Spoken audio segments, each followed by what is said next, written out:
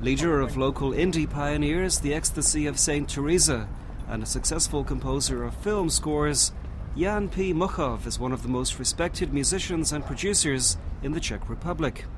He lives in the now hip Vršovice district and works in the nearby Vinohrady.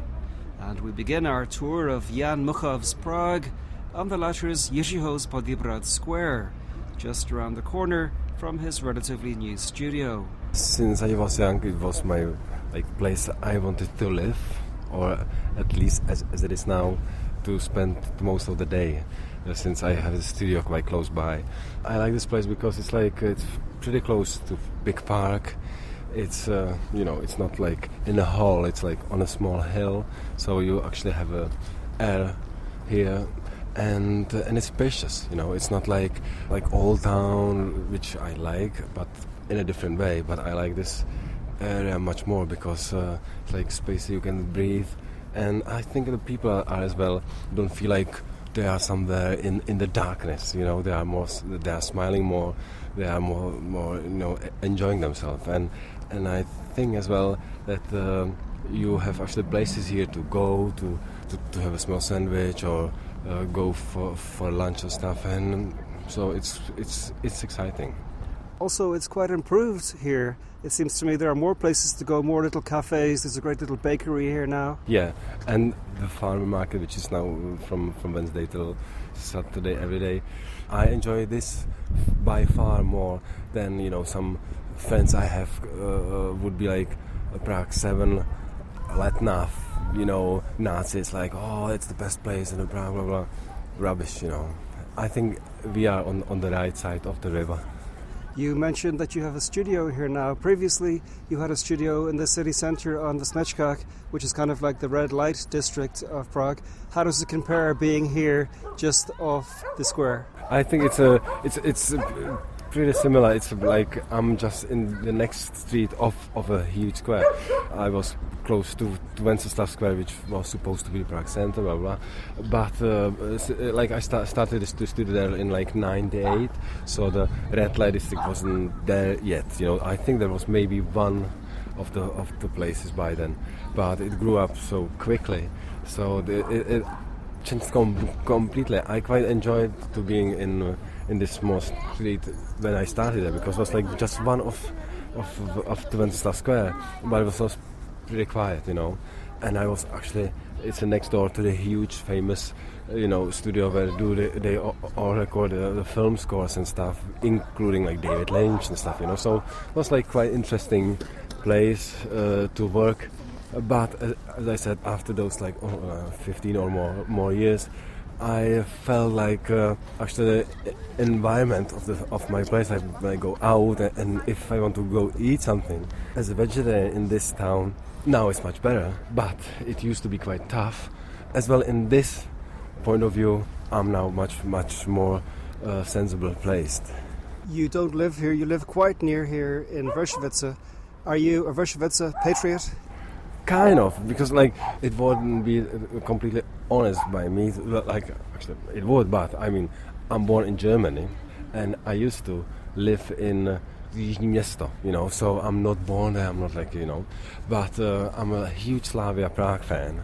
So I used to go to Slavia stadium since I started to play football when I was 8 or 9. It always was the part of Prague I liked, and as I said, those two neighbor areas have always were my places to go and to be and enjoy myself. From Jiřího's Poděbrad, Muchow suggests we go for a coffee at Moment, which is hidden just behind the nearby park, Sadí Svatoplukha Čecha. With an entirely vegetarian menu, Moment is one of a slew of cool modern cafes that have sprung up in the Czech capital in the last couple of years. I'm a vegetarian for 25 years, so it's quite tough sometimes. Or it was quite tough in the 90s and stuff, and it's much better now, thanks God, to be a vegan or vegetarian in Prague. And since this place is quite close from my studio, and it opened, I think it's more than a year ago, and it's a vegan place which is not like how those like offensive, It's not militant. Yeah, you can't see a sign of like we are a vegan bar and you can come in if you eat meat or something. But it's just like if you want to order something, you just find out it's actually vegan.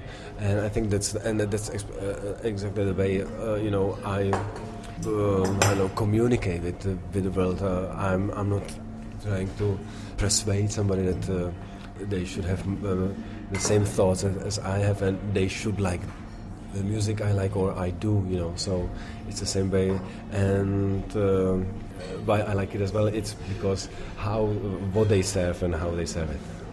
I was a vegetarian in this country in the 1990s. It was hard work, and I stopped because I was just bored. There was nothing to eat. Okay. I can understand. Yeah, as I said, especially in pretty just after the revolution was like almost just fried cheese. Quite often it would be like fried cheese with salami or with ham, and they thought, oh, it's not meat, it's just ham. I had that experience myself also many times. But do you still find that's the case? Say if you tour outside Prague, do you still find it's like that? Of course, it's much better now, but still it's quite tough. As smaller towns you go, the more difficult it is. But of course, like some promoters by now are used to the fact that bands sometimes include vegetarian members. So in some places you actually don't have to take care yourself, but often it's more the case in Czech part of Czech Republic. Often in the Moravian part they would look like, are you ill or something, because like meat is the real food for them. So, but it's much better now. And apart from Moment, what cafes do you like to go to in Prague? Actually, the downside of my job is that you actually have to do this stuff, and you can't go too much out and talk with people. If I'm in a Prague center or centrish, I would go because my like teenage years, or it's a middle school called here. I spent all of the time actually in Café Slavia. So that's, of course, was my favorite place and still is in the sentimental way, because you can see the Prague Castle from the window, you can see the river, and you see the National Theatre, and it's spacious. It's not like, and back in days you would have like, 80 years old actresses from the National Theatre come there to play the piano and sing the tunes from the years when they were on the stage. So it had a really nice atmosphere. And what about if you do have some free time in the evenings? What bars do you like in Prague? Yeah, so like from the new ones, definitely my favorite would be Public Interest, which is run by two of my friends. One is an architect and one is a film director. And you could actually tell by the way it's designed, the way what they offer and how they offer it, and how the whole bar is done. They really enjoyed it, and trying to let people enjoy the stay in the bar as well. So that would be my pick number one these days. From Moment, it's a short tram ride to Radost FX, a complex that includes a cafe, lounge, and what after 2 decades is still one of Prague's leading nightclubs.